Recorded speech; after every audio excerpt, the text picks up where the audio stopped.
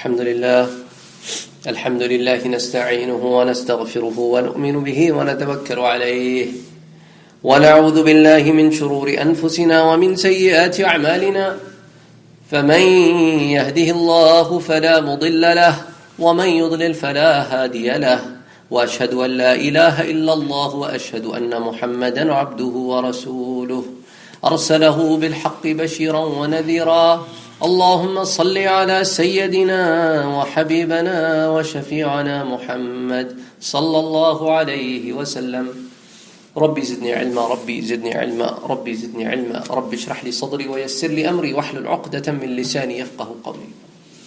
Alhamdulillah, by the blessings of Allah subhanahu wa ta'ala, we have been talking about Surah Al Falaq and Surah Al Nas. So we spent a couple of weeks trying to understand the background information and to learn about some of the differences of opinion and some of the hadith in this perspective. And as I said, as we are going through a lot of extensive research that was done on this subject matter in last several hundred years, we're going to be bringing in several points. So last week we started to look at Surah Al Falaq and we started to look at the first couple ayahs. We started exploring the word falaq. And we started exploring the word shar. And then we looked at ghasiq and waqaf, and that's exactly where we stopped. So now we'll be going back to the word al-falaq. And prior to that, there are a couple words that we have talked about very extensively. One is, I want to come in the protection of Allah subhanahu wa ta'ala. So that's why I say, قُلْ أَعُوذُ بِرَبِّ. We talked about that word in Surah Al-Fatiha when we talked about Alhamdulillahi Rabbil Alameen. So the word falaq.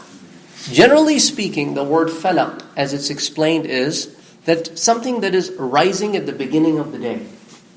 But the word falaq also means, as I told you, that something that by force comes out of the ground. So Allah subhanahu wa ta'ala uses both words in the Quran in other places, like al-faliqul asbah, the one who breaks the day. And then it also uses the word in the context of sprouting from a seed. Now there are other meanings to the word falaq that we will going to explore today. So one meaning that we understood so far was that it is something that breaks out and spreads. That's one meaning, and usually in this context, because the night is coming in the couple ayahs, one of the understanding is, which also comes from the hadith, and which also comes from the rulings of the Sahaba, that it means that the morning. Another meaning that comes from this word, which is reported by Abdullah ibn Abbas radiyallahu ta'ala anhu, and he says that al-falaq means that in the hellfire, there is a jail. That's one meaning. Okay. Now, through the other hadiths that we're going to explore today, we're going to look at the details of this jail. So he says that this particular word al-falaq refers to a special jail which is in the hell. Imam Kalbi rahmatullah alayhi said that in the hell, there's actually a valley. So this jail is as vast as you can think of a valley. Because valley is something that has things surrounding it. So it's enclosures. Once somebody is thrown in, there is no way of getting out. Now what is the form of this valley? It is now further explained. Ibn Jarir reports it that Abu Hurairah radiyallahu ta'ala anhu said that the Prophet Muhammad sallallahu alayhi wa alihi wasallam said that al-falaq is a hidden well in the hellfire. Means it's a form of a valley with something on top. So it is hidden. It is not exposed. When people are going to be sent in the hellfire, people will be unaware of the things that it holds. However, they will be aware that this is a very, very bad place. This is a worse place than where we are right now. So this is a hidden well with a covering on it, and it's in the form of a valley, and it will be like a jail for anybody who gets put in it. Okay. Further, Ibn Jarir and Bahiqi, they write that Abdul Jawar al-Khulani reports that we were in Damascus, and one of the companions of the Holy Prophet sallallahu alaihi wasallam came, and he noticed that people are leaving the rituals and the worship of Islam and either not giving them importance, and they're giving more importance to the worldly affairs. So he said, are these people not aware of, or are they ignorant about falaq? Then the people ask him, what exactly is the falaq? And he said, it is a well in the hell. This is a well, then when it will be opened up, the people in the hellfire will run away from it because they'll be so scared of it. They'll be scared of the fact that we are not put in it. Further on, Ibn Abi Hatim and Ibn Abi Dunya also reports from Amr ibn Utbah that Al Falaq is a well in the hellfire. And when this well will be opened up, the hell itself will ask protection from Allah subhanahu wa ta'ala. Not just the bearers, but the hell itself will going to ask protection of Allah subhanahu wa ta'ala. It will be such a severe place. In another hadith, which I'll talk about in more detail when I get to Durrul Manthur, which extensively is on hadith, on every ayah that we'll talk about here. So just to give you a little bit more explanation, who will be the kind of people that are going to be thrown in it? The rulers who were extreme tyrant, like the Walim rulers, shall be thrown in this place. Who else will be thrown in this place? The second category of the people who will be thrown in this place will be the people who are arrogant and proud. These are the two categories of people that belong here. So think about it, that these two crimes are so hideous that even in the hell, Allah subhanahu wa ta'ala has picked a very worst location for those two people because, first of all, they were unjust. Second of all, they were tyrant. They took the rights of innocence and they persecuted the innocent people. Second of all, the people who were arrogant. Of what? What Allah has given them, they were arrogant about it. So Allah subhanahu wa ta'ala will severely punish these two people in this place. So Ibn Abi Hatim and Ibn Jarir reports through Ka'b. Now Ka'b is from the Tabi'een. So when the Tabi'i says something and does not add that I heard it from the Prophet Muhammad sallallahu alaihi wasallam, or I heard it from a companion who heard it from the Prophet Muhammad, we generally say this is the saying or the qawl of the Tabi'i. So the qawl of Ka'b is that in the hell there is a house. So instead of calling it a valley, he is calling it a house. That when it shall be opened up, it will be so hot that the people in the hell will start screaming. Similarly, this hadith, I like this hadith a lot because of the chain of narration it has. This hadith is reported by Zayd. Zayd is the son of Hussein radiallahu ta'ala anhu, which is commonly known as Zainul Abidin. His name, Ali. His actual name was Ali. His son is Zayd. So Zayd reports from his father Ali, who is Zainul Abidin, who reports it from his father Hussein radiallahu ta'ala anhu, who reports it from his father Ali radiallahu ta'ala anhu. So all four people in the chain of narration of this hadith are from Ahlul Bayt. Very few hadiths that are found there that the entire chain is the chain of Ahlul Bayt. So I personally look for those kind of hadith. So Zayd reports it from Ali, Ali reports it from Hussein, Hussein reports it from Ali, and he said that Al Falaq, which is this particular place, where is it located? It is located right at the bottom of the hellfire. Right at the bottom, where the heat is extensive. So extensive. So the ayah's meaning is that when we say قُلْ أَعُوذُ بِرَبِّ الْفَلَقِ, we want to come in the protection of Allah subhanahu wa ta'ala so that we do not go in this place. We're not destined for this place. So this is another tafsir of this ayah considering these hadiths. As I told you many times, that the same ayah have multiple interpretations.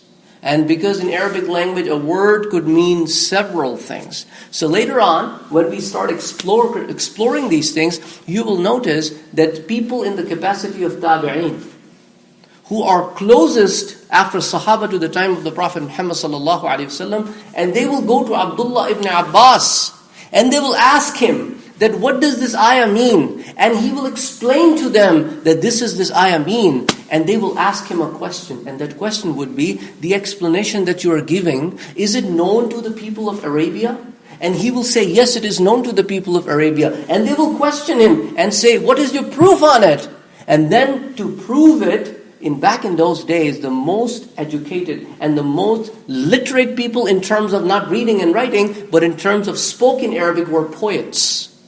Poets had the enormous amount of vocabulary. So Abdullah ibn Abbas would recite to them the poems written prior to the days of the Islam, saying this is how they understood this word. This is how they understood this word. Or people living in the time of the Prophet Muhammad sallallahu alaihi wasallam, that this is the understanding of an Arab. Because back in those days, the poet was the news media. Anytime you want to spread anything, you got to have written it in the poetic form, and this is how it will spread around. So we'll see those evidences when we get to that point. So this is another evidence that says that this will be a very, very bad place. So we want to come in the protection of Allah subhanahu wa ta'ala from this worst place. Now, min sharri ma khalaq. We also understood this ayah, that we want to come in the protection of Allah subhanahu wa ta'ala from the shar that is created by what He created. Because He did not create the shar. It is against the respect to even utter that statement. So Allah has created the creations, and those creations have produced the shar. And we are coming in the protection of Allah subhanahu wa ta'ala from the shar that has been produced by those creations. So Allah subhanahu wa ta'ala shall protect us from different kind of shar. Now if you notice, right after this ayah, Allah subhanahu wa ta'ala talks about the night. That when the night takes over, and when the night is going away, so it talks about night. Shar followed by night. Night has multiple meanings, or darkness has multiple meanings, as we talked about it. Darkness, one meaning is the darkness of inside, where people are not guided, so they are in darkness. Then there is a darkness outside, where people, even though they are in the daylight, they can't see things, because their mind is in darkness. So there's a darkness of heart, there's a darkness of mind. There is a darkness that despite the fact they are extreme visionary people, but somehow it is hard for them to comprehend the truth. That is another category of people. Then there is a category of people who commit the crimes when it is dark. Now that also has multiple meanings. Means when it is literally dark, or another meaning is when people are unaware of them. For example, in United States of America, most burglaries are committed during the daybreak, the night. Why? Because a lot of these people who break into the houses, they know both husband and wife work. So the likelihood is, and the kids are in school, the likelihood is that nobody is at home during the daytime. But majority of the people will be home at nighttime. So if we just take an example that they are trying to make an attempt at nighttime, that may not be true in all circumstances in these times. So that's why the darkness could have many meanings. But the word darkness prevails over here in the sense of something bad. But darkness is not always bad. But in this particular aspect, we talked about the darkness. Now the hadith that I'll talk about to you in just a minute. Before that, I want to talk about other meanings of the word darkness. Ghasiq, which is actually a plural. The singular is ghasaq, which actually means to fill something up. To fill something up. So if you take that meaning, it means the night filled the atmosphere with darkness. That's one meaning of it. And it has its meaning in Arabic language. Also, Arabs use this word ghasaq al-ayn, means my eyes were filled with water. So in that perspective, they use that word. So that's one meaning, to fill something up with something.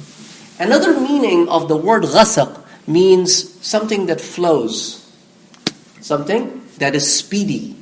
So in that way, Arabs use the word ghasaq al-ayn, means the tears start flowing down my eyes. Or ghasaq al-qamar means the moon started traveling with a speed. So in that perspective, some ulama have done the meaning that as soon as the night comes over, the light of the moon is less than the light of the sun, therefore it reflects the darkness. Some people have taken the third meaning of the word ghasaq, which means coolness. The night is cooler and calmer than the day. But in this meaning, we will think like, okay, this is more peaceful and positive meaning. The idea is, it is more peaceful for people who want to commit crimes. It is likelihood that they will go out and be able to commit things, and then unlikely they will be able to do during the daybreak on the average in the world. So there are multiple meanings. And one of the hadiths that I wanted to bring forth is the hadith that is reported by Aisha radiallahu ta'ala anha. And she said that one day Prophet Muhammad sallallahu alaihi wasallam took my hand and pointed towards the moon and said, Aisha, come in the protection of Allah subhanahu wa ta'ala from the shar of ghasiq when it starts diminishing. Now here, ulama have done different kind of interpretations. We'll go in the interpretation of this hadith briefly today and a little bit more next time inshallah. The idea is that the moon itself was not the Prophet was pointing at.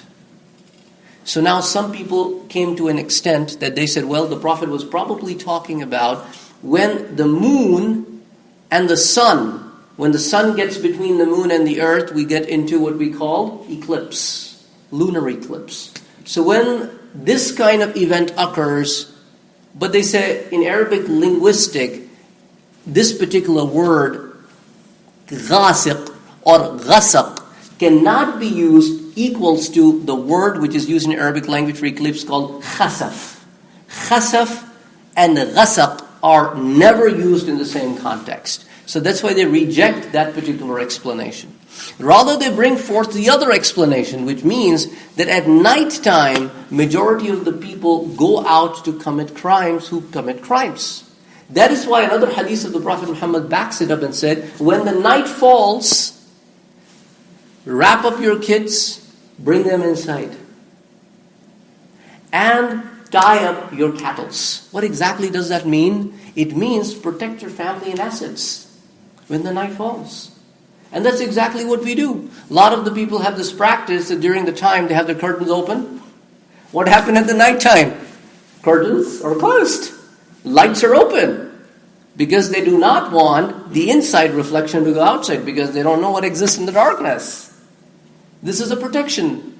Similarly, if you remember in the good old days, the parents used to say to the kids, you should be home by Maghrib. Okay? And a lot of other measures that we take. Why? Because Prophet ﷺ said that when the night prevails, a lot of the darkness prevails and things happen. So it is advisable for you to protect your family and assets.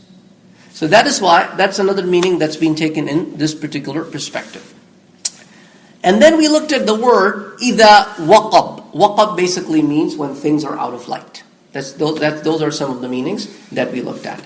Okay, now before we move on, let's have a look at that particular hadith that I just talked about. That the word in the hadith of, and إِنَّ الشَّمْسَ إِذَا غَرَبَتْ. When the sun sets. انتشرت الشياطين. The evils spread around. These evils can be from the jinns, these evils can be from the men, these evils can be from the haywanat, the animals. Then what you should do, bring صبيانكم, your kids, in protection. وَاحْبِسُوا مَوَاشِيكُم, and bring your cattle and tie them up. حَتَّى تَذْهَبُوا فَحْمَةُ الْعِشَاءِ, until the darkness goes away and the light comes back. And that's exactly a proper family's life routine is. Okay? So this is what Prophet Muhammad sallallahu alaihi wasallam is advising 1400 years ago, that bring that thing into your lifestyle. Then the next ayah, نَفَّاثَاتِ فِي الْعُقَدِ. So the word uqad means tying a knot. Okay, tying a knot. This has several meanings, but mostly we rely on the word knot because of the remaining ayahs, which talks about blowing on the knot. That was a practice. Now comes the word naffathat. Now, which has multiple meanings. Because of the word singular naffatha, which could go masculine or which could go feminine. So that is why, since the ayah was revealed in Makkah or Medina, that's why it's important to know. Because those people who are of this view that these ayahs were revealed only on this particular incident, when it happened in Medina that the Prophet ﷺ went through this process of Labid ibn Asam's magic, and he was helped by his woman of the house, so that's why the word over here is specifically for those two women. Then other people say, no, these ayahs were revealed prior to this, so this generally mean in terms of women in general. Third says, well, there were men magician too. So why specifically women are being mentioned? So then I explained to you last time that certain words in Arabic language which are associated with this act are all feminine words. So in this perspective, that meaning has been taken. But some people have actually taken the masculine meaning from the word naffathat as well. This is inclusive of men and women. So there are multiple opinions. But generally speaking, in translation, these things are not explained, that because translation is supposed to be a translation. Translation is not supposed to be a tafsir. So that is why there is a difference of opinion in terms of how should we go about explaining it. Because the word naffathat in Arabic also means a group of people. Al-jama'a is also called nafatha. So that's why different mufassirin have given different kind of meaning. However, the bottom line is that these particular incidents are related to the incident of magic. That's why Jibreel alayhi salam came to the Prophet Muhammad sallallahu alayhi wasallam and talked about this. Then, the process of magic itself is prohibited in Islam. And Prophet Muhammad sallallahu alayhi wasallam said that there are 7 big sins, al-kaba'ir. And magic is one of the 7 sins which is done. And after Sulaiman alayhi salam, the people of Sulaiman alayhi salam, they actually claimed that Sulaiman alayhi salam was a magician, and they brought this book forth, said this was the book of Sulaiman by which he used to do all these miracles, and they started leading people astray from the right path. And they claim that they are the true followers and students of Sulaiman alayhi salam. And Allah subhanahu wa ta'ala in Surah Al Baqarah, ayah number 102 says, وَمَا كَفَرَ Sulaiman. What you're associating with Sulaiman did not do it. So Allah subhanahu wa ta'ala uses the word kafara. Because when people do magic, they're reliant on magic, but not on Allah subhanahu wa ta'ala. So as soon as you lose the reliance on Allah subhanahu wa ta'ala, the purpose of La ilaha illallah goes away.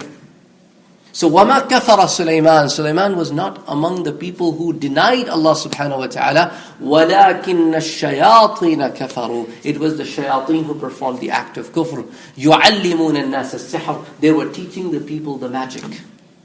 So Allah subhanahu wa ta'ala associated that. So Prophet Muhammad sallallahu alayhi wa sallam said there are 7 sins that are regarded as the highest accusations. For example, one of them is associating anybody with Allah subhanahu wa ta'ala. Doing magic is another one.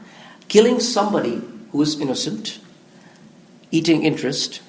Taking away from the money of the orphan.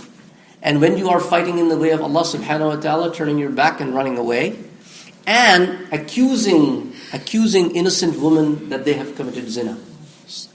So these are those 7 things that Prophet Muhammad sallallahu alaihi wasallam said that are part of this particular act. So magic is one of them. So وَمِن شَرِّ النَّفَّاثَاتِ فِي الْعُقَدِ. And the last ayah, which we explored last time, we'll explore it more today. حَاسِدٍ إِذَا حَسَدٍ. Now the word hasid means a person who has this feeling in his heart why he has been given. That's a feeling that comes in, why he has been given. Now the word إِذَا حَسَدْ means that when this feeling takes the form of an action, when this person actually starts showing these things to the public, in public he starts portraying this action. So Allah subhanahu wa ta'ala want to come in your protection from a person who have ill feelings against me and then starts acting upon those ill feelings. And this includes uttering words such as Allah subhanahu wa ta'ala, take it from him and give it to me. Uttering words try to damage this person, like people who are in the same business. They try to damage each other's business because of rivalry. And this rivalry is driven by hasad. Why is he earning money? I should take away his business too. Instead of trying to create their own market, instead of trying to get their own business, instead of trying to increase that piece of pizza pie that they're consuming, they try to grab other person's pizza slice. So that's basically Allah subhanahu wa ta'ala says that come in the protection of me from those people.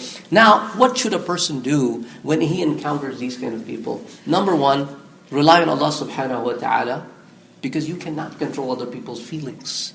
You want to come in His protection, you must rely on Him and Him alone. And always be patient. Do not overreact and do not even react.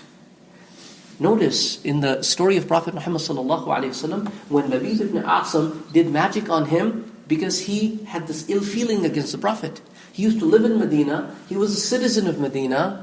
But he was an ally of people who did not like Prophet Muhammad ﷺ. They even persuaded the boy who used to work for the Prophet to give him the piece of comb and the hair so that they can do the magic. Despite the fact Prophet knew this person by name, by face, by tribe, used to see him around in the Medina. And this was done in the later part of the Prophet's life when he had a stronghold over the entire Arabia. Yet, the companions say that we could not tell the difference on his face when he would look at Labid ibn Asim, that this Labid ibn Asim did this to him.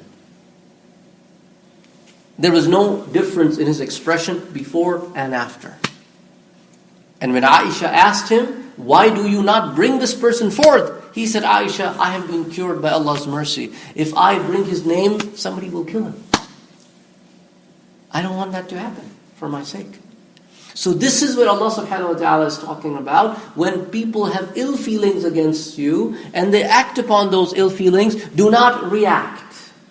Do not react. And take precautionary measures. It does not mean you set them loose. So the precautionary measure in this case were the 2 surahs Allah taught His Prophet. The precautionary measure was that this person will not be trusted.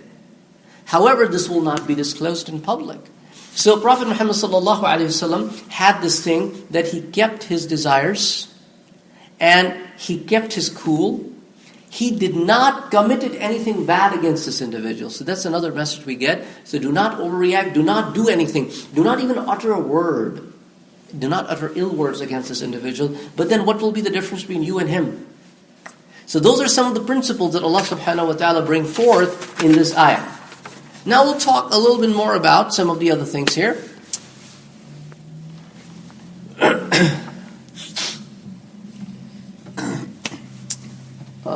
There are certain things I already talked about, so I'm going to skip over those things and get to the things that I did not talk about. So we looked into the different meanings of nafathat. One meaning of nafathat is woman. Another meaning of nafathat is a group of people. The third meaning of nafathat is your own nafs. So we looked at that.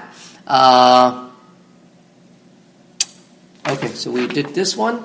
Now we're going to get to some of the other meanings here.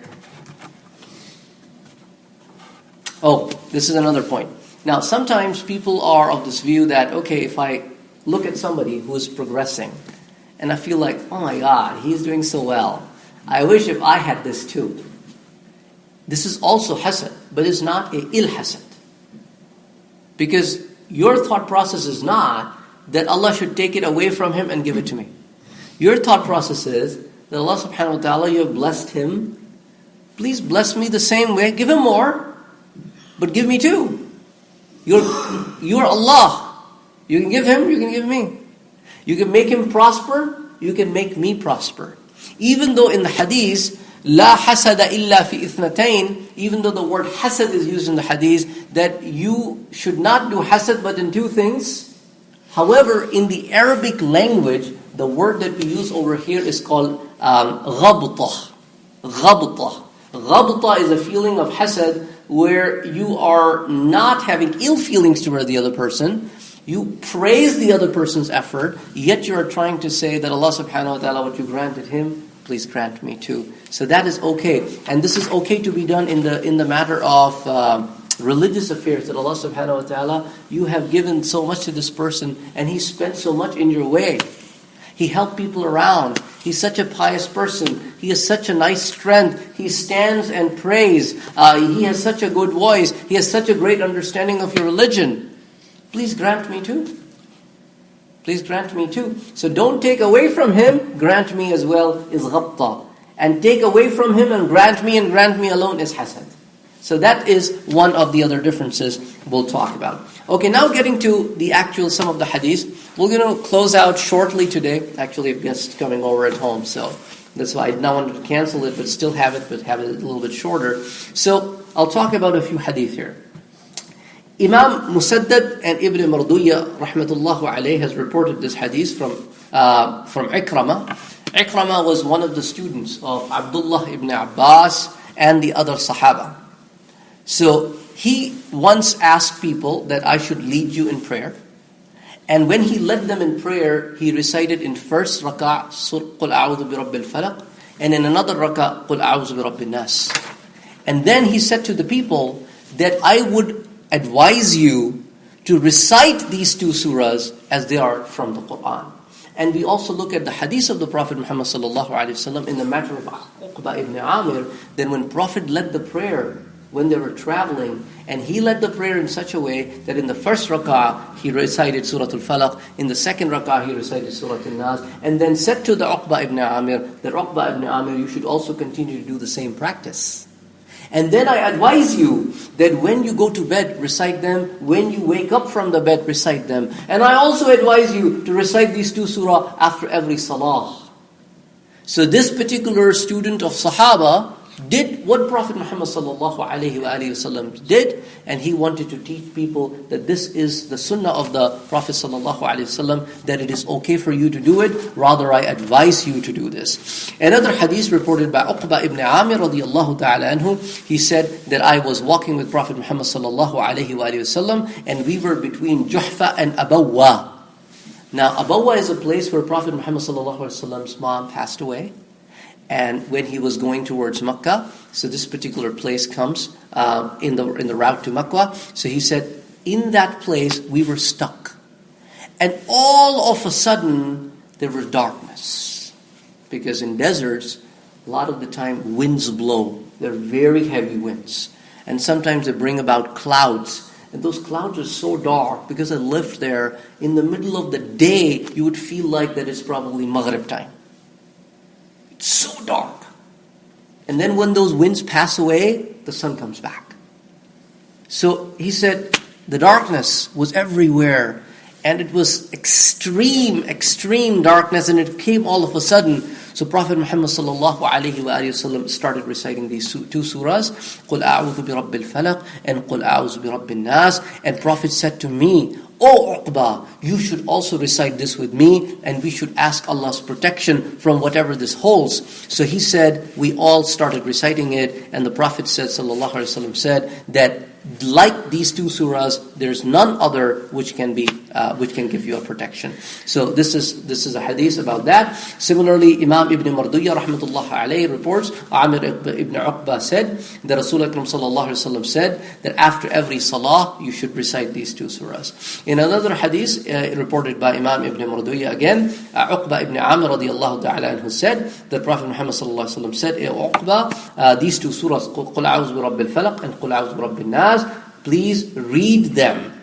Even though they are not very long surahs, but Allah subhanahu wa ta'ala loves them, and these are among the two surahs Allah subhanahu wa ta'ala loves. Similarly, Salama radiyallahu ta'ala anha, now this is the wife of the Prophet Muhammad sallallahu alayhi wasallam, she's telling us, and now when these kind of hadith comes, we should treat these hadiths a little differently. Why? Because the wife of the Prophet Muhammad is talking about, that means in their home, they used to have these kind of conversations. In their home, she would be observant of the Prophet's actions, and she would report those actions. So this tells us their lifestyle at their home. So Salama radiyallahu ta'ala anha reports that Prophet Muhammad sallallahu alayhi wa alihi wasallam said that to Allah subhanahu wa ta'ala, there are certain surahs that He likes the most. Among the Quran's 114 surahs, there are certain surahs that He likes the most, and these two surahs are among those surahs that Allah subhanahu wa ta'ala likes. So since Prophet spoke to her wife, that means they used to have these kind of conversation. He used to teach them the religion. So this is something that needs to be practiced by us too, that among husband and wife, we should have those kind of conversations, that we should teach each other the religion. And when these observant kids watches that thing, they probably, inshallah, will continue that in their lives as well. And also, we may think that they're not listening and they're playing, they're listening. And the research shows that a child, when you tell a child, it doesn't affect a child. But when you do it in front of him, that affects a child. It doesn't matter, you tell him for 10 years, pray, but if he never sees you pray, he will never pray. Rather, when he grows up, he'll say, my dad was a hypocrite. He used to ask me to pray, but he never prayed himself. So children are driven by action, not by words. Words are important, but words alone are not important. It is the actions that are extremely important. So we're going to stop here for today. Inshallah, next time, what we're going to do is we're going to take each one of the ayahs that we have talked about, and for each of the ayahs there are hadith that we're going to look at that this ayah is being explained by which hadith, or this particular ayah is backed up by which qawl of the sahabi or which qawl of the tabi'i. How did they understood these ayahs? So inshallah we're going to start looking into this, and there are some other angles to look at. أقول قولي هذا وأستغفر الله لي ولكم ولسائر المسلمين فاستغفروه إنه هو الغفور الرحيم.